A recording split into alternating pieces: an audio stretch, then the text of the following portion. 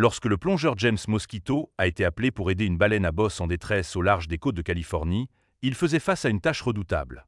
L'appel venait du Marine Mammal Center, une institution renommée à Sausalito, en Californie, connue pour secourir et réhabiliter les mammifères marins blessés et malades depuis plus de 40 ans. Cette organisation à but non lucratif avait soigné des milliers d'animaux marins, allant des phoques et des lions de mer aux plus grands mammifères marins occasionnels, dans leur hôpital de recherche avant de les relâcher dans leur habitat naturel. Cependant, ce sauvetage particulier était différent de tout ce qu'ils avaient rencontré auparavant. Alors que l'équipe se préparait pour la mission, ils ne pouvaient s'empêcher de ressentir un mélange d'excitation et d'appréhension. La nouvelle d'une baleine à bosse en détresse s'était rapidement répandue. Mick Mungaz, qui dirigeait des excursions d'observation des baleines le long des côtes californiennes, avait été le premier à repérer l'énorme créature prise dans des engins de pêche. Il avait immédiatement contacté le Marine Mammal Center, sachant que cela nécessiterait une équipe d'experts en plongée et de biologistes marins pour intervenir. James Mosquito, un maître plongeur chevronné et ancien instructeur de plongée, fut choisi pour diriger l'opération de sauvetage. Son expérience et son calme en faisaient le candidat idéal pour une mission aussi risquée. Dès qu'il reçut l'appel, il rassembla son équipement et réunit une équipe de plongeurs. Leur mission était claire, libérer la baleine à bosse de l'enchevêtrement mortel de cordes en nylon et de casiers à crabes. En arrivant sur les lieux près des îles Farallon, l'équipe fut accueillie par la vue impressionnante de la gigantesque baleine flottant impuissante dans l'eau. La femelle de 15 mètres, affectueusement surnommée Blue Steel, s'était empêtrée dans un réseau complexe de lignes de pêche à crabes, certaines cordes atteignant 75 mètres et attachées à de lourds casiers à crabes de 40 kg reposant au fond de l'océan. Le poids de ces casiers la tirait vers le bas, rendant presque impossible pour elle de garder son évent au-dessus de l'eau pour respirer. Les plongeurs évaluèrent soigneusement la situation d'en haut, remarquant la petite portion de la tête de la baleine visible au-dessus de l'eau. Son évent était à peine à la surface, et il était clair que chaque seconde comptait. James Mosquito se souvint du moment où il croisa le regard de la baleine pour la première fois. « Je m'en souviens comme si c'était il y a quelques minutes, » dit-il. La baleine est remontée, a mis son œil au-dessus de la surface et m'a regardé directement. C'était comme si elle implorait silencieusement de l'aide. L'équipe élabora rapidement un plan.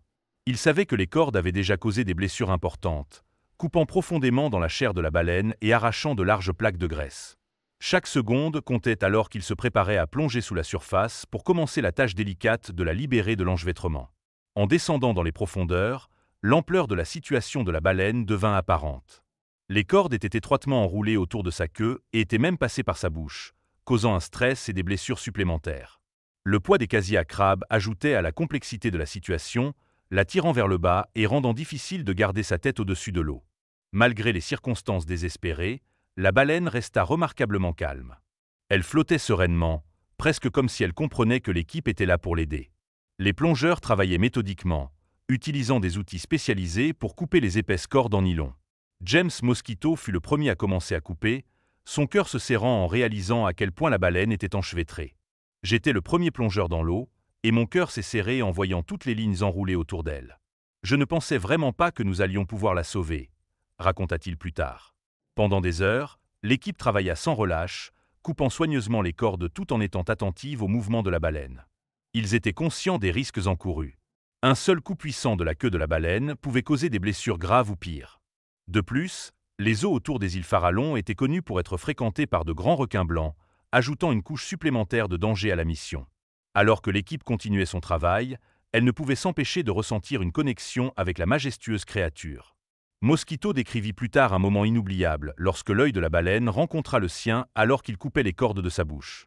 Quand je coupais la corde qui passait par la bouche, son œil était là, me faisant un clin d'œil, me regardant. C'était un moment épique de ma vie, dit-il. Après 5 heures éprouvantes, l'équipe réussit enfin à libérer la baleine. Ce qui se passa ensuite était rien de moins qu'extraordinaire. Au lieu de nager immédiatement au loin, la baleine sembla célébrer sa nouvelle liberté. Elle nagea en cercle joyeux, presque comme si elle exprimait sa gratitude. Puis, un par un, elle approcha chaque plongeur, se frottant doucement contre eux dans un geste d'affection. Pour James Mosquito et son équipe, l'expérience fut profondément émouvante. Cela semblait un peu affectueux, comme un chien heureux de vous voir, réfléchit-il. Je ne me suis jamais senti menacé. C'était une expérience incroyable, incroyable. Le sauvetage avait non seulement sauvé la vie de la baleine, mais avait également laissé une impression durable sur tous les participants.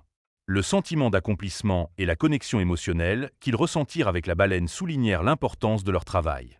Mosquito croyait que la baleine était vraiment reconnaissante de leurs efforts. Cela me semblait qu'elle nous remerciait, sachant qu'elle était libre et que nous l'avions aidée, dit-il.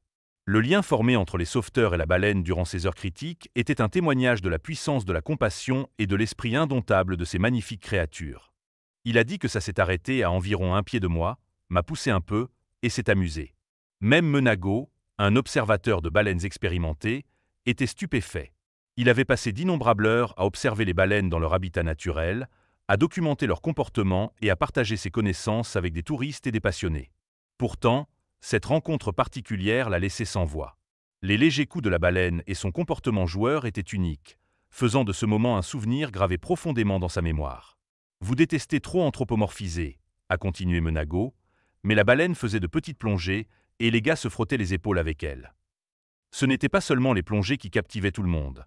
C'était la façon dont la baleine semblait chercher les humains, montrant un niveau de curiosité et d'engagement rare chez de si grands animaux sauvages.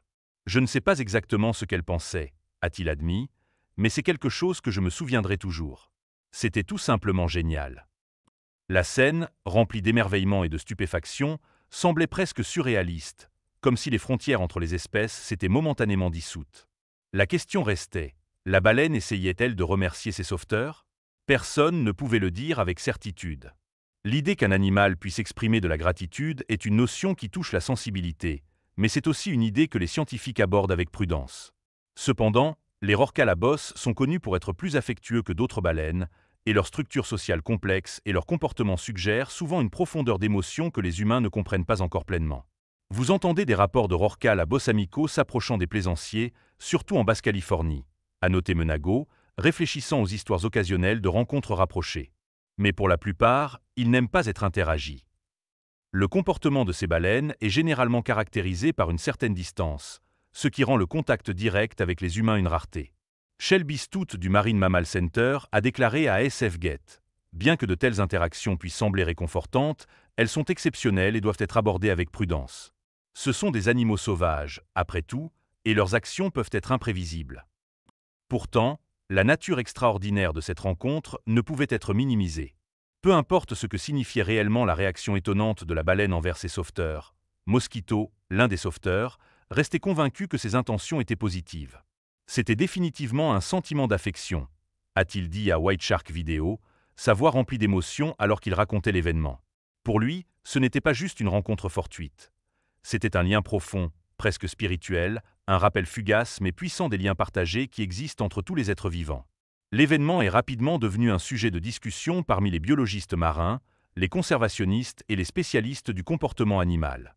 Certains ont spéculé sur la possibilité d'une empathie interespèce, tandis que d'autres ont souligné l'importance de maintenir une distance respectueuse avec les animaux sauvages. Cependant, la rencontre a ravivé l'intérêt du public pour la vie marine et les efforts de conservation. Elle a rappelé à tout le monde que, bien que les humains se considèrent souvent comme séparés de la nature, des moments comme celui-ci illustrent à quel point nous sommes imbriqués dans le monde naturel. Alors que les histoires de la rencontre se propageaient, elles ont servi à inspirer et à éduquer, incitant les gens à réfléchir plus profondément à l'impact de leurs actions sur les océans et ses habitants. Le comportement de la baleine, qu'il s'agisse d'un acte conscient de gratitude ou d'une simple manifestation de curiosité, a souligné les mystères et les merveilles que la mer recèle encore.